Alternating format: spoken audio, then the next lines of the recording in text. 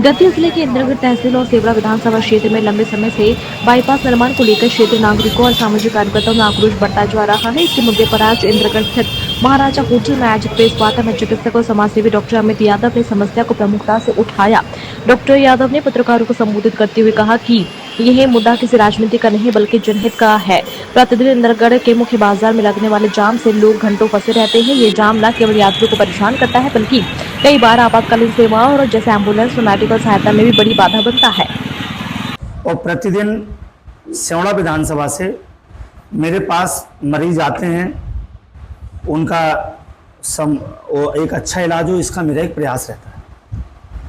विगत 2 दिन पूर्व एक प्रसूता हमारे पास इंद्रगढ़ से पहुंची। 3.5 घंटे वो जाम में रही और 3.5 घंटे बाद जाम में रहने के बाद जब तक वहां पहुंची तब तक उसका जो ब्लड प्रेशर भी था वो लगभग 60-70 के अबाउट था, जो अपना अपर लेवल होता। मेरा इस प्रेस कॉन्फ्रेंस के माध्यम से किसी भी तरह से कोई भी राजनीति करने का मकसद नहीं है। इंद्रगढ़ की जनता, सेवड़ा विधानसभा के लोग, दतिया जिले के सभी लोग इंद्रगढ़ के मेन बाजार से निकलते हैं। प्रतिदिन 3 घंटे, 4 घंटे, 5 घंटे, इवन परसों देखा जाए तो 7 घंटे जाम लगा। मेरा आप सभी पत्रकार बंधुओं से एक आग्रह है, हमारे पास जनप्रतिनिधियों की संख्या है, जनता जनार्दन है और सबसे मुख्य आप सब लोग हैं। प्रदेश के यशस्वी मुख्यमंत्री माननीय मोहन यादव जी लगातार हर जिले को जहां जिसकी जो आवश्यकता हो रही है सबको पर्याप्त मात्रा में बजट भी स्वीकृत कर रहे हैं, सारी योजनाओं का लाभ भी दी। मेरा पत्रकार बंधुओं से विनम्र आग्रह है कि जिस तरीके का ये जाम लगातार लगता है, आपके परिवार के लोग भी हैं, मेरे परिवार के लोग भी हैं, लगातार एम्बुलेंस फंसी रहती है, लोग फंसे रहते हैं और जिस व्यक्ति को किसी कोर्ट में भी जाना है वो अपना कोर्ट में भी नहीं पहुंच पाता। जितने भी कार्य हैं वो सारे कार्य इसी जाम की वजह से लेट होते चले जाते हैं। मैं इस मीडिया के माध्यम से आप सबसे मेरा करबद्ध निवेदन है कि आप सब लोग मेरा साथ दें और साथ देकर हम 15 दिनों का एक अल्टीमेटम सरकार को दे रहे हैं कि 15 दिन में जो शासन प्रशासन है वो अपनी पूर्ण रूप से तैयारी कर ले। जैसा कि मैंने कुछ अधिकारियों से इस विषय पर चर्चा की, उनका कहना है कि साफ प्रस्ताव बहुत दिनों से बना हुआ है। मेरा आपसे निवेदन है कि 2008 का चुनाव हुआ, सिर्फ इसी मुद्दे पर हुआ कि बाईपास का निर्माण होगा। 2013 का चुनाव हुआ, बाईपास बनाएंगे। 18 के चुनाव में बाईपास बनाएंगे। 23 के चुनाव में बाईपास बनाएंगे। मेरा आप सबसे निवेदन है कि जनप्रतिनिधियों से मेरा विश्वास उठ चुका है। हमें जनप्रतिनिधियों से किसी तरह की कोई आशा नहीं है, मेरा उनसे कोई विरोध भी नहीं है।